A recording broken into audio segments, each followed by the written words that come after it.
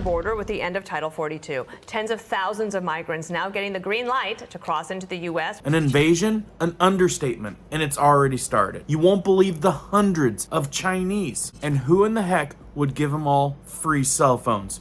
You won't believe it. People said it wouldn't happen. It's happening. More information you guys need to know coming right up. Welcome back, everyone. If you're brand new here, welcome to our awesome community where we do prepping tips, emergency preparedness how-tos, and we deliver awareness type news that could affect you. If you find value in that, be sure to hit the notification bell so you guys can stay up to date. Let's jump into this one. Like I said, I had people writing in saying this wasn't gonna happen. No way. Some are saying, yet again, another conspiracy. I don't think so. It's happening. And check out who is absolutely ticked off about it. There they go inside, guys. Gate 42 is officially open. On Tuesday, we apprehended over 10,000 people on the border, again, the highest level in history. There are right now, where we're standing, more than 22,000 people camped just south of the border, getting ready to come across. Just in this location, in less than a month, we've had over 35,000 Venezuelans cross illegally just right here, not counting the whole rest of the border. Every day, just right here, they're encountering 90 to 100 Chinese nationals. Now, for anyone that doesn't have their globe nearby, China is not immediately to the south of the United States. But 90 to 100 a day are crossing illegally on this border, being smuggled in by Mexican drug cartels. And I have to say I am angry, because this is deliberate. This is a decision that was made by President Joe Biden and Kamala Harris and congressional Democrats to open up the border to what is nothing less than an invasion. Indeed, an invasion.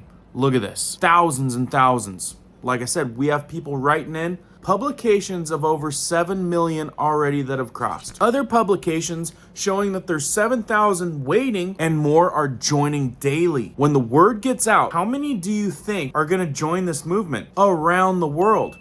You think about all the bad places, ship them to Mexico, they can walk right through. Chinese nationals slipping through. And I don't know if you all have been paying attention. These guys are all military age. What do you guys think about that? Red flags? You think this is red flags? And people even wrote in, Title 42 is gonna expire, something else is gonna happen, the people won't come across, but it did happen. And it's happening now. We were with a group of 4 Republican senators as they received a tour of the area here in Brownsville from the Border Patrol Union. They took us down to the main crossing area where we have seen thousands of people crossing in recent days. That area has now effectively been sealed off by the Texas National Guard with all sorts of razor wire. And we were with all of these senators as Title 42 dropped at midnight. Again, we did not see a huge expected rush. What we did see was all the migrant camps across the river with all the migrants in them, with campfires going and music playing from across the river. Here's what Senator Ted Cruz had to tell me. There are 22,000 illegal immigrants right on the other side of Matamoros. They have fires going, they've had music going, they're partying because in a couple of hours, Title 42 is ending, and all 22,000 are going to invade this country.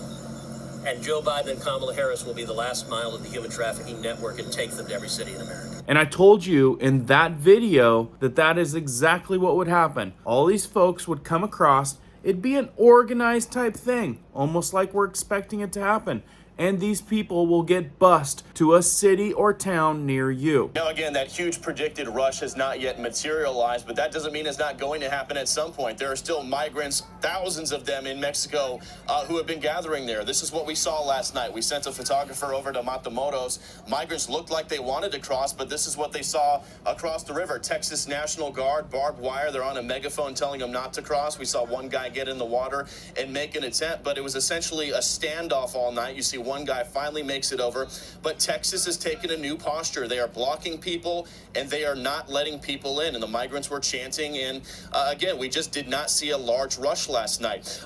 But there is a possibility it's going to happen. Here's why. Take a look at this last piece of video. Migrant shelters across Mexican border cities are still completely at capacity with migrants who have shown up. There are tens of thousands of migrants in Mexico border cities who are still waiting. They're essentially in a holding pattern right now. Title 42 is gone, and now it appears these migrants are waiting, deciding what they want to do next. So we're just going to be keeping an eye out on that. And back out here live, a major decision taking place last night. Late last night, a federal judge in Florida blocked the Biden administration from being able to do their mass parole releases of migrants. A parole release means they do not get a court date. They are instead asked to turn themselves into ICE within 60 days. The Biden administration had argued in court and said, we need this policy. If we can't have it, we're going to have 45,000 people in custody by the end of the month. Disease could spread because of overcapacity issues, and there would be, quote, catastrophic consequences. Well, the federal judge came back and said, nope,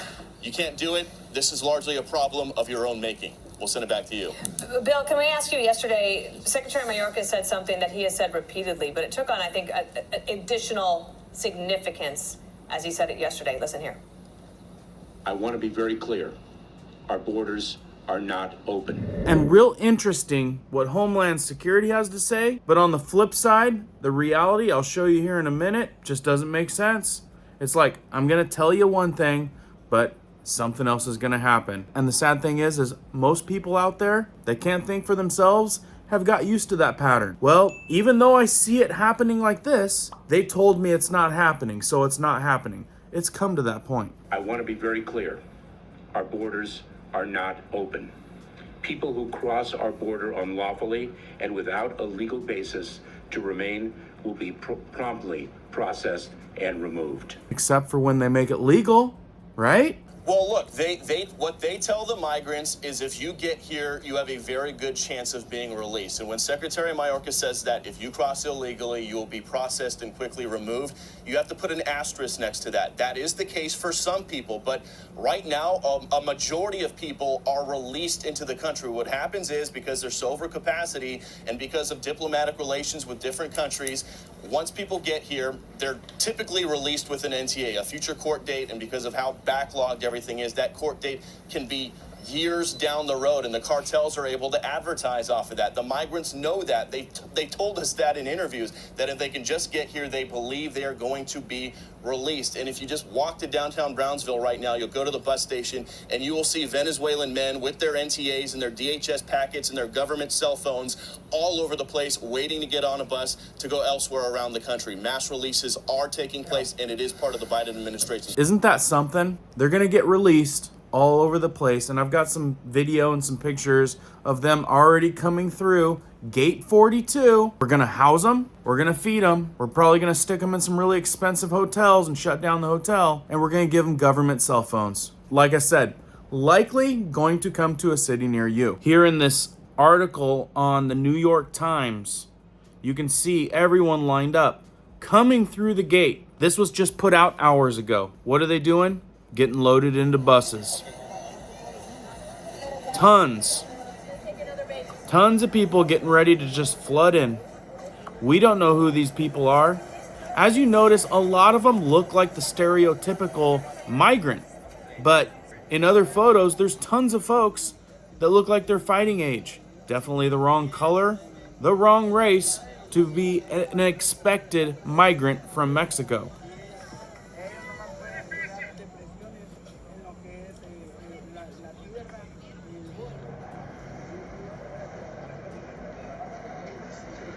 Just crazy.